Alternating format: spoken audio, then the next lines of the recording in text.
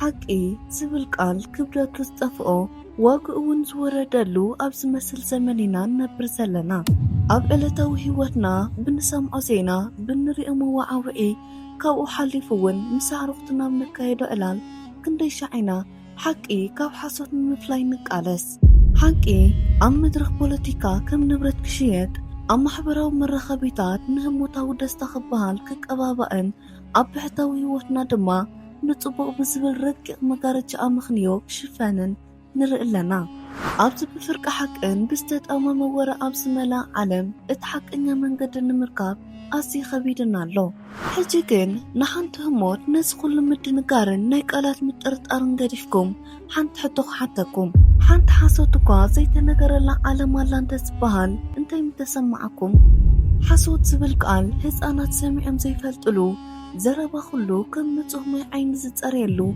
حدا حدا زيت أراترلو حقي كم أيام تنفاسن بحريون مسارتاون سخونلا ناي نتوهان مدرلان تزبهان انتي مبالكم إزي ناي فلسفاتات حساب وي ناي قد أمتحل مخي مسلكم إزي قدست بيت كريستيان أورتودوكس توحدو كابت مهروم عبيتن حيوانن مستيرات حديو أبزحالف مدبنا موت سلطان السعنلا بهير حيوان مسبت احنا لومي كوسون نابتا ملت حق صفنت مدري كم نغتسل قال أتينا نيرنا لومي أبزا مدرزي أزنور بروخان هزبتات نتسدن نغن بمولكوتاو سرعات استقاني نابرو أمن لألو خلو دما أب تاريخ حد قدو سابو تسوير زول مرير تمرتي بأمقوت كن مرمرينا نسخاتكم تراي قروب دقائق هابو نمو قالوم حقي مقبوم حقي نابروم حق صخانة ناي قدسانا ديتاتنان ناي قدسانا بوتاتنان عالم حدا بحدا كبزحكمي إزي ناي بيهر بوتسان زدنق مستيريو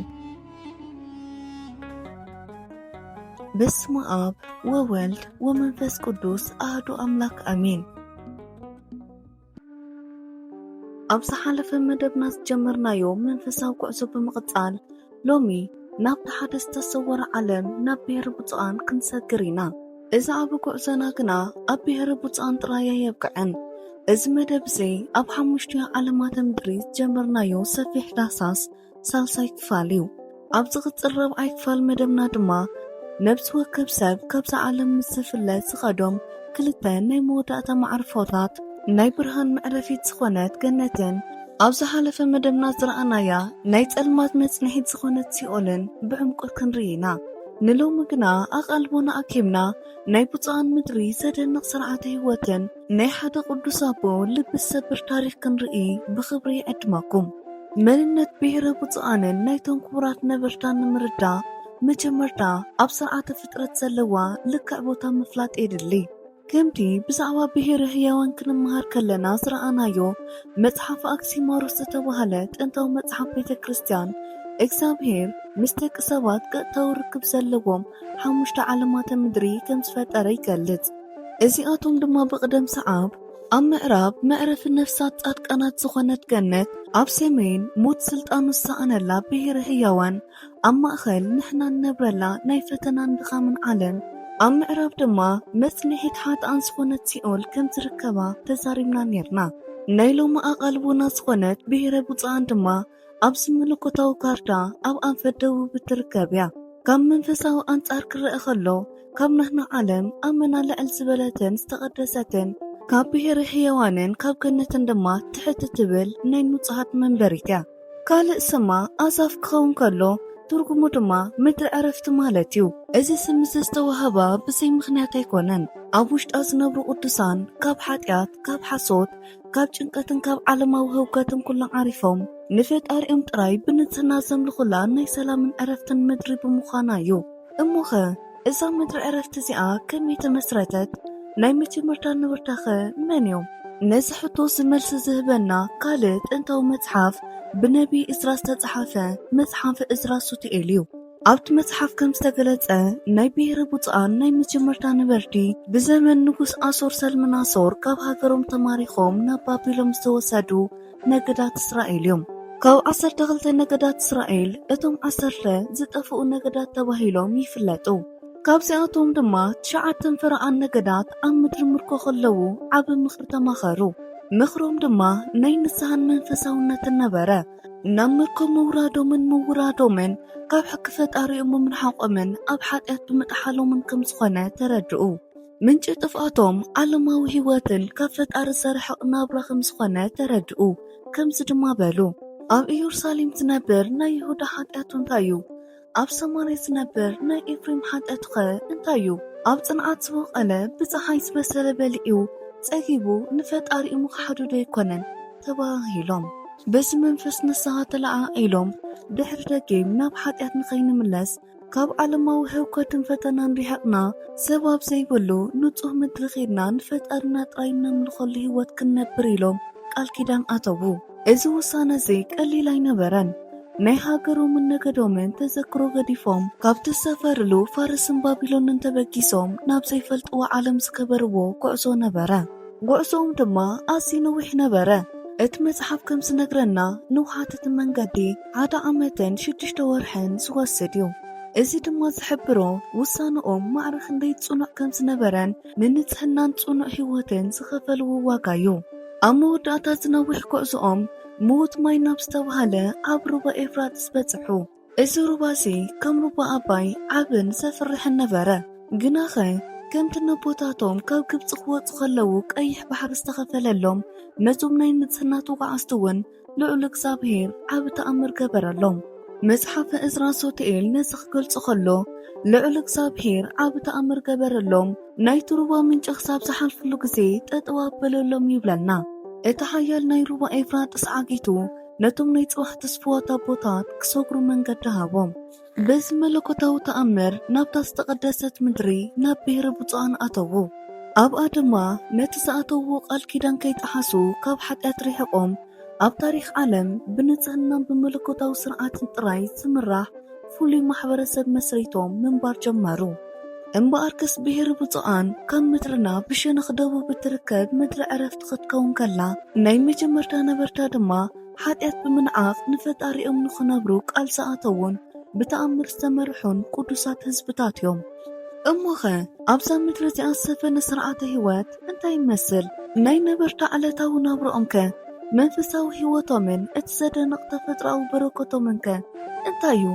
ካብዛ ብሓጢአት ካብ ዝተሓዋወሰት ዓለምና ኸ ብምንታይ ይፍለ? መዛግብቲ ቤተ ክርስቲያን ብዛዕባ እዛ ምድሪ እዚኣ ዝነገሩና ሓቂ ካብቲ ብዓለምና ዘሎ ስርዓት ፍጹም ዝተፈለየ እዩ። ብመለኮታዊ ጥበብ ጥራይ ዝተቓነየ ሙሉእ ስርዓተ ህይወት ከም ዘለዎም ይነግሩና። መጀመርታ ዑደት ህይወቶምን ስርዓተ መርዖኦምን ነርአ። ኣብ ዓለምና ዕድመ ወዲ ሰብ ብምኽንያት ሓጢአት ሓፂሩ 70 ዓመት እንተበዝሐ ድማ 80 ዓመት ከም ዝኾነ ተወሰነ። ኣብ ብሔረ ብፁዓን ዕድመ ሓደ ወዲ ሰብ 1000 ዓመት እዩ። እዚ ነዊሕ ዕድመ እዚ ብዘይ ምኽንያት ዝተዋሃበ ዘይኮነስ ንቅድስና ታቦታን ካብ መርገም ሓጢአት ንጽህቲ ምዃና ዘርኢ እዩ።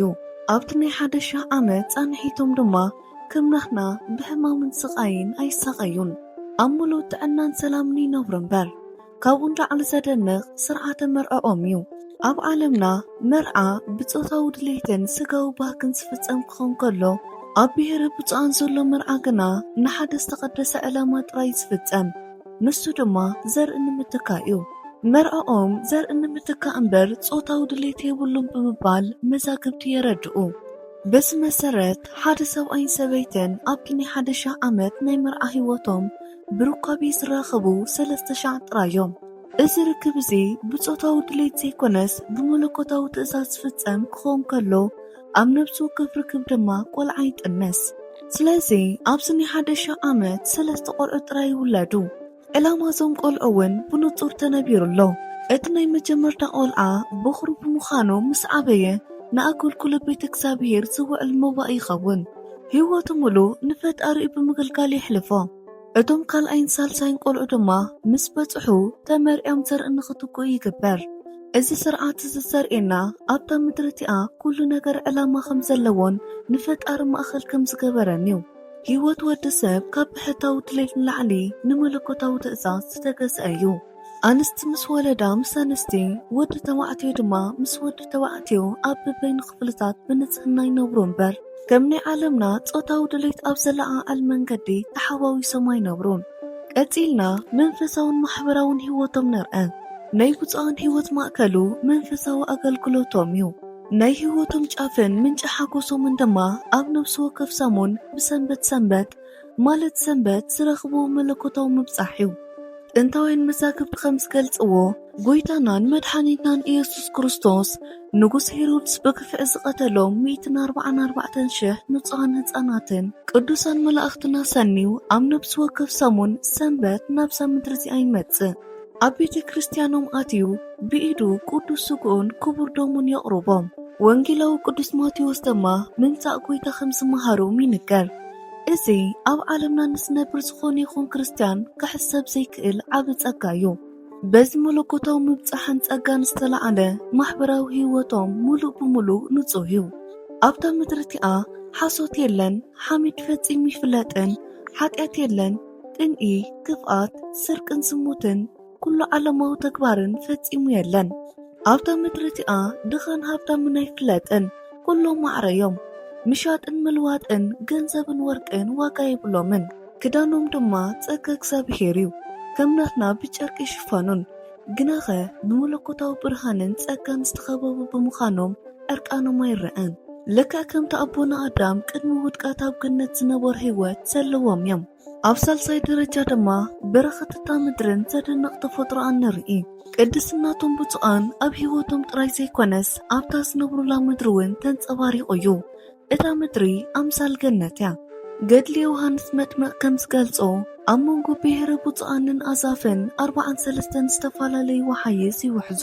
እዞም ወሓይስ እዚኣቶም ከም ናይ ዓለምናዊ ማየት ኣይኮነስ በረኸት ዝተሰከሙ እዮም። 10 ወሓይስ ናይ ጸባ እዮም። ካብዚኣቶም 3 ከም ርግኦ ዝረግኡ እዮም። 10 ወሓይስ ናይ መዓር እዮም። 10 ወሓይስ ድማ ናይ ወይኒ እዮም። እቶም ዝተረፈ 23 ድማ ናይ ዘይቲ ወሓይስ እዮም። እዚ ዘርእየና እታ ምድሪ ንነበርታ ዘድልዮም ኩሉ ብዘይ ድኻምን ፃዕርን ከም እትህብ ብበረኸት ዝመልአት ምዃና እዩ። ድኻም ምዝራእን ምዕጻድን ኣብኣ የለን። ኣብ ሰዓት ጸሎት ካብ እዋን ፍረ ይወድቀሎም፣ ካብ እማን ድማ ማይ ይፍልፍለሎም። ካብ ኩሉን ላዕሊ ተፈጥሮ እዛ ምድሪ እዚኣ ዘደንቕ ዝገብሮ ናይ ምሕዳስ ምስጢራ እዩ። ከምቲ ኣቐዲምና ዝበልናዮ ዕድመ ብፁዓን 1,000 ዓመት እዩ። ኣብ መወዳእታ 1,000 ዓመት ምስ በጽሑ ከም ናይ ዓለምና ሰባት ኣሪኮምን ደኺሞምን ኣይሞቱን። የግዳስ ምርጫ ይወሃቦም። ብፍቓዶም ክዕርፉ እንተደኣደልዮም ብሰላም ይዕርፉ። ግናኸ ምንባር እንተመሪጾም እግዚኣብሔር ዘደንቕ ናይ ምሕዳስ መንገዲ ይኸፍተሎም። ኣብ ገምገም ሩባግዮን ባሃ ዝበሃል ጻዕዳ ኦም ይርከብ። እዚ ኦም እዚ ስልጣን እርጋን ዝስዕር ኦም ህይወት እዩ። ዕድሜኦም 1,000 ዓመት ዝመልኦም ብፁዓን ካብዚኦም ፍረ በሊዖም ካብቲ ወሓዚ ጸባ ይሰትዩ። እዚ ምስ ገበሩ ስግኦም ን3 መዓልቲ ይንፋሕ። ኣብ ሳልሳይ መዓልቲ ድማ እቲ ዝኣረገ ስግኦም ልክዕ ከም ናይ ተመን ቆርበት ተገፊፉ ይወድቕ። ንሳቶም ድማ ከም ሓድሽቲ ዝተወለዱ መንእስያትን ህፃናትን ኮይኖም ብሓድሽን ብዝተሓደሰን ስጋ ከም ብሓድሽ ይውለዱ። በዚ መንገዲ ድማ ኣብ ነብሲ ወከፍ 1,000 ዓመት እንዳተሓደሱ ናይ መንባር ጸጋ ተዋሂብዎም ኣሎ።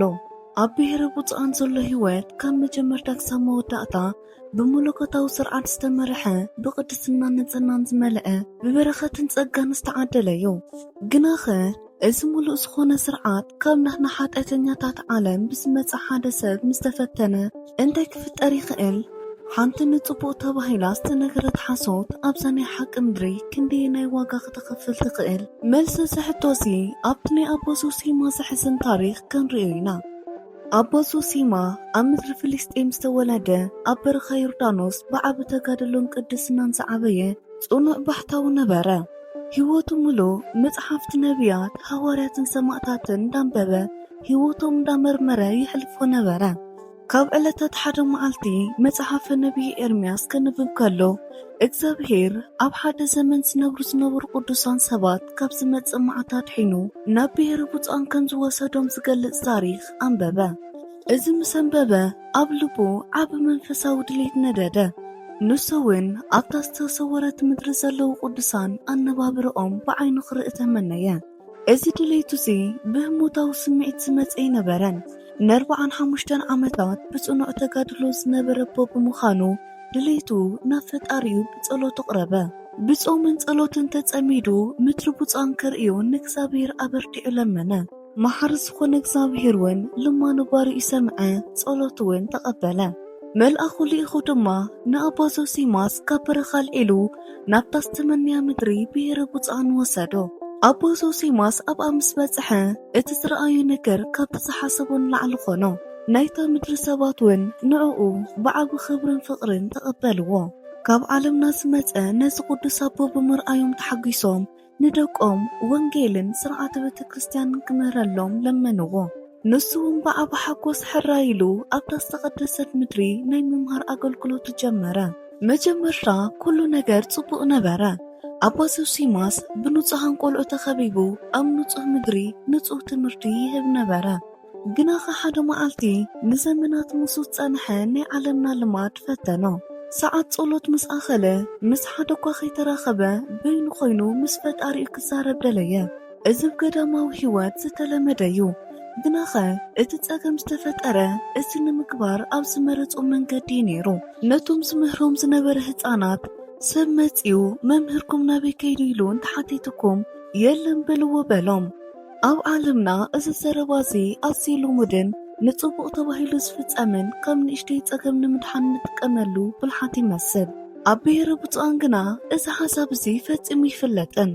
ብዙሕ ከይጸንሑ ናይቲ ሃገር ሰባት መጺኦም ንደቆም መምህርኩም ኣባ ዞሲማ ኣበይ ኣሎ ኢሎም ሓተትዎም። መልስቶም ህፃናት ፍልልይተን ክልተ ዓለማት ብንጹር ዘርኢ ነበረ። ሓሶት እንታይ ምዃኑ ዘይፈልጡ ዞም ንጹሃን ህፃናት ከምዚ ኢሎም መለሱ።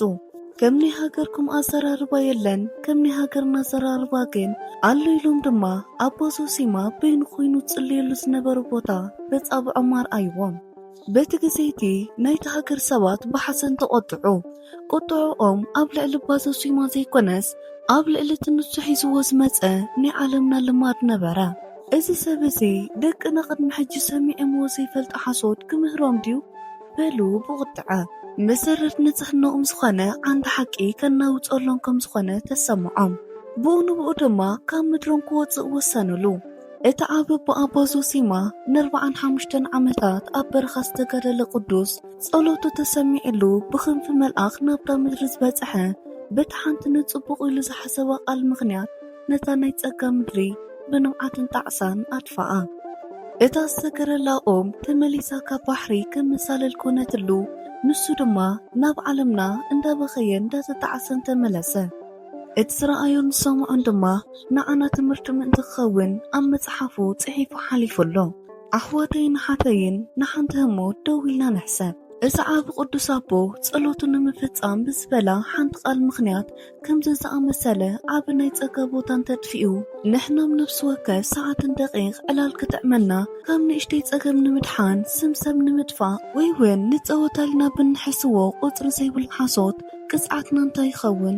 ኣይናይ ናይ ጸጋ ቦታ ኢና ክነጥፍእ። ታሪኽ ኣባ ዞሲማ ንእሽተይ ሓሶት ዝበሃል ነገር ኣብ ቅድሚ እግዚኣብሔር ከምዘየለ ዝምህረና ዓብ ትምህርቲ እዩ። ከምታ ኣቐዲምና ዝረኣናዮ ኣብ ዓለምና ሞት ግድንን ዘይንሰግሮን ሓቂ እዩ።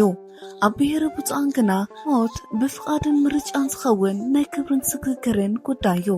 ካብ ብፁዓን ሓደ ናይ 1,000 ዓመት ኣገልግሎቱ ምስ ኣኸለ ካብ እግዚኣብሔር መልኣኽ ይለኣኸሉ። መልኣኽ ድማ ቀሪቡ ዝሓወይ እግዚኣብሔር ናብኡ ክወስደካን ምስ መላእኽቲ ደስ ክብለካን ናባኻ ሊኢኽኒ ብምባል ናይ ክብሪ ጻውዒት የቕርበሉ። በቲ ግዜቲ እቲ ቅዱስ ሰብ ክልተ ዘደንቑ ምርጫታት ኣለዎ። እቲ ቀዳማይ ምርጫ ናይ ሰላም ዕረፍቲ እዩ። ነቲ ጻውዒት ተቐቢሉ ብሰላም ክዕርፍ እንተደልዩ እዚ ንህዝቢ የበስር። ንሳቶም ድማ ብሓዘን ዘይኮነስ ብሓጎስ ይእከቡ። ናብ እግዚኣብሔር ክኸይድ እሞ ደስ ይበለና ይብሉ። መላእኽቲ ድማ ወሪዶም ምስቶም ብፁዓን ኮይኖም ነቲ ሰብ ሕያው ከም ዘሎ ብመዝሙር ናብ መቓብሩ የሰንይዎ። በዚ መንፈሳዊ ሰላምታ ተሰናቢቶም ነብሱ ብዘይ ጸገምን ጭንቀትን ካብ ስጉኡ ትፍለ። መላእኽቲ ድማ ሞት ጻድቕ ኣብ ቅድሚ እግዚኣብሔር ክቡር እንዳበሉ እንዳመስገኑ ነብሱ ብክቡር ናብ ሰማይ የዕርግዋ። እዚ ብፍቓድ ዝግበር ክቡር ስግግር እዩ። እቲ ካልኣይ ምርጫ ግና ናይ ምሕዳስን ናይ ቀጻሊ ኣገልግሎትን እዩ። እቲ ቅዱስ ሰብ ምድራዊ ኣገልግሎቱ ገና ከም ዘይወድእ እንተተሰሚዕዎ ምንባር እንተመሪጹ እግዚኣብሔር ናይ ምሕዳስ መንገዲ ይኸፍተሉ። ከምቲ ኣቐዲምና ዝረኣናዮ ካብቲ ባሃ ዝተባህለ ኦም ህይወት በሊዑ ካብቲ ወሓዚ ጸባ ሰትዩ ዝኣረገ ክዳኑ ከም ክዳን ኣውፂኡ ብምድርባይ ከም ሓድሽ መንእሰይ ኮይኑ ብሓድሽ ህይወት ይቕጽል። እዚ ግና ናይ ኩዕሶኦም መወዳእታ ኣይኮነን። በቲኦም ህይወት ምስ ተሓደሱ ድማ ካልኣይ ካብቲ ቀዳማይ ዝበለጸ ምርጫ ይቐረበሎም። ቀዳማይ ምርጫ ኣብቲ ዝነበርዎ ናይ ጸጋ ደረጃ ምጽናሕ እዩ። ከም ብሓድሽ ድሕሪ ምሕዳሶም ኣብቲ ዝለመድዎን ዝተቐደሰን ብሄረ ብፁዓን ህይወቶም ክቕጽሉ ይኽእሉ። እቲ ካልኣይ ምርጫ ግና ናብ ዝለዓለ ናይ ጸጋ ደረጃ ምዕራግ እዩ። እዚ ምርጫ እዚ ኣብቲ ዝሓለፈ መደብና ብሰፊሕ ዝረኣናያ ብሄረ ህያዋንን ምስ ናይ ሎሚ ትምህርትናን ብቐጥታ ዘራኽብ ድልድል እዩ። ብሄረ ብፁዓን ቅድስቲ እኳ እንተኾነት ካብኣ ዝለዓለትን ዝኸበረትን ዓለም ኣላ። ንሳ ድማ ሞት ፈጺሙ ስልጣን ዘይብላ ከም ሄኖክን ኤልያስን ዝኣመሰሉ ቦታት ዝርከቡላ ብሄረ ህያዋን እያ። ስለዚ ኣብ ብሄረ ብፁዓን ናይ ጸጋ ተጋድሎኦም ዝወድኡን ብጸጋ ዝተሓደሱን ቅዱሳን እንተደልዮም ናብታ ዝለዓለትን ዝኸበረትን ብሄረ ህያዋን ክሰግሩ ይፍቀደሎም። ኣብኣ ድማ ክሳብ መወዳእታ ዓለም ምስቶም ዓበይቲ ቦታት ኮይኖም ኣብ መንፈሳዊ ኣገልግሎቶም ይነብሩ። እዚ ዘርእየና ኣብ መንፈሳዊ ህይወት ዘየቋርጽ ዕቤትን ናይ ጸጋ ደረጃታት ከም ዘሎ እዩ። ታሪኽ ብፁዓን በዚ ኣየብቅዕን። ካብ ዓለም ርሒቖም ብንጽህና እንተነበሩ እኳ ናይ ዓለም ፍጻመ ግን ናቶም ዕድል እውን እዩ። ጥንታውያን መዛግብቲ ከም ዝትንብይዎ እዞም ቅዱሳን ኣብኣ ተሓቢኦም ንዘለዓለም ኣይተርፉን። ኣብ መወዳእታ ዓለም ጫፍ ኩሉ ክፍኣት ዝኾነ ሓሳዊ መሲሕ ምስ ነገሰ እቲ ማይ ከም ብሓድሽ ተኸፊልሎም ናብ ዓለምና ክምለሱ እዮም። ካብ ዓለም ዝሃደሙ ንነፍሶም ንምድሓን ጥራይ ዘይኮነስ ኣብ መወዳእታ ሰዓት ንዓለም ንምስክር ምእንቲ ክኾኑ እዩ። ኣብቲ ናይ ጸልማት ዘመን ንኽሕደት ሓሳዊ መሲሕ ብምቅዋምን ንሓቀኛ ኣምላኽ ብምምስካርን ብዓብ ሰማዕትነት ክሓልፉ እዮም። ህይወቶም ምሉእ ዝነበረሉ ናይ ንጽህናን ሓቅን ህይወት ኣብ መወዳእታ ብደሞም ዝምስክርሉ ናይ ሰማዕትነት ኣኽሊል ይጽበዮም። እዚ ድማ ናይ ኩዕሶኦም መወዳእታን ክቡር ጫፍ ክኸውን እዩ። ካብ ሓጢኣት ብምህዳም ዝጀመርዎ ጉዕዞ ሓጢኣት ብምቅዋምን ንሓቂ ብምሟትን ክዛዘም እዩ። ኣብዚ መደብ እዚ ኣብ ቀዳማይ ክፋል ዝጀመርናዮ ናይ ዝተሰወረ ዓለማት ጉዕዞ ብምቕጻል መጽንሒት ንጹሃንን ብሩኻንን ዝኾነት ብሄረ ብፁዓን ዝርዝር ምስጢራታን ንምምርማር ፈቲና ኣለና። ካብ ስነ ፍጥረታዊ ኣቀማምጣ ጀሚርና ናይ መጀመርታ ነበርታ መን ምዃኖም ብመለኮታዊ ስርዓት ዝተመርሐ ዘደንቕ ህይወቶምን ልዕሊ ኩሉ ድማ በታ ሓንቲ ቃል ምኽንያት ነታ ናይ ጸጋ ምድሪ ዘጥፍአ ኒያፖዞሲማ ልቢ ዝሰብር ታሪኽ ርኢና ኣለና። እሞኸ ካብዚ ኩሉ እንታይ ንመሃር? ህይወት ብሄረ ብፁዓን ንናይ ሎሚ ዝተሓዋወሰ ህይወትና እንታይ ዓይነት ብርሃን ይብርሃሉ? ቀዳማይ ዋጋ ንጽህናን ሓቅን ኣብ ቅድሚ እግዚኣብሔር ክንደይ ናይ ክቡር ምዃኑ ንመሃር። ታሪኽ ብሄረ ብፁዓን ዝጅምር ሓጢኣት ብምግዳፍን ዓለማዊ ህይወት ብምንዓቕን እዩ። እዞም ቅዱሳን ህዝብታት ንህይወት ሓጎስን ሓጢኣትን ብምንዓቕ ንሓቅን ንንጽህናን ክብሉ ጥራይ ንሓደ ዓመትን ፈረቓን ብእግሮም ተዋዒዞም እዮም። እግዚኣብሔር እውን ነዚ ናይ ንጽህና ምርጭኦም ኣኽቢሩ ተኣምር ገይሩሎም ካብ ሓጢኣት ንጽህቲ ዝኾነት ምድሪ ኣውሪስዎም። እዚ ዝምህረና ንሓቅን ንንጽህናን ንኸፍሎ ኩሉ ኣብ ቅድሚ እግዚኣብሔር ዓብ ዋጋ ከም ዘለዎን በረኸት ከም ዘስዕበልናን እዩ። ኣብ ካልኣይ ደረጃ ስርዓት እግዚኣብሔር ኣብ ህይወትና ምስ ነገሰ ዝርከብ ሰላምን በረኸትን ንግንዘብ። ህይወት ቅዱሳን ብፁዓን ሙሉእ ብምሉእ ስርዓት ዘለዎ እዩ። መርዖኦም፣ ኣተዓባብያ ደቆም፣ ማሕበራዊ ህይወቶም፣ መንፈሳዊ ኣገልግሎቶም ኩሉ ብመለኮታዊ ስርዓት ዝተቃነየ እዩ። ካብ ዝተበገሰ ድማ ኣብ ምድሮም ሙሉእ ሰላምን ማዕርነትን ነገሰ። ቅንኢ፣ ባእሲ፣ ድኽነትን ዓለማዊ ህውከትን የለን። እዚ ንዓና ዓብ ትምህርቲ እዩ። ኣብ ህይወትና ሰላምን በረኸትን ነጥፍእ ስርዓት እግዚኣብሔር ገዲፍና ብናይ ርእስና ፍቓድን ብዓለማዊ ስርዓትን ክንምራሕ ስለንፍትን እዩ። ፍቓድና ንትእዛዙ ምስ ነግዝእ ግና ንሱ ብህይወትና ንጉስ ሰላም ኮይኑ ይነግስ። ካብ ኩሉን ላዕሊ ግን ንእሽቲ ሓሰት እንብሎ ነገር ኣብ መንፈሳዊ ህይወት ክንደይ ናይ ዓብ ዋጋ ከም ዘኽፍል ንግንዘብ። ታሪኽ ኣቦ ዞሲማ ናይ ዝህያው ምስክር እዩ። እቲ ዓብቦ ን45 ዓመታት ኣብ በረኻ ዝተጋደለ ቅዱስ በቲ ሓንቲ ንጽቡቕ ኢሉ ዝሓሰበ ቓል ምኽንያት ነታ ናይ ጸጋ ምድሪ ብንውዓትን ጣዕሳን ኣጥፍኣ። እዚ ንዓና ዓብ ናይ መጠንቀቕታ ደወል እዩ።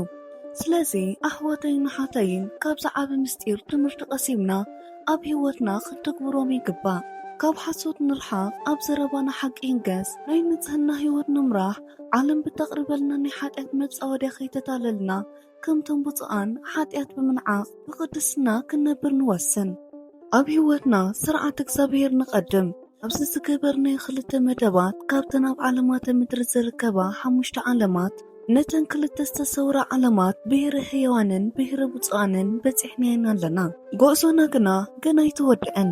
ኣብ ዝቕፅል 4ይ ክፋል መደብና ዝዓለማተ ምድሪ ዘሎ ጉዕዞና ብምቕፃል ነብሲ ወከፍ ሰብ ካብዚ ዓለም ምስ ዝፍለጥ ዝኸዶም ክልተ ናይ መወዳእታ መዕረፍታት ማለት ናይ ብርሃንን ጸልማትን፣ ናይ ሓጎስን ሓዘንን፣ ናይ ዕረፍትን ስቓይን መጽንሒ ዝኾኑ ተጻረርቲ ገነትን ሲኦልን ክንበጽሕ ኢና።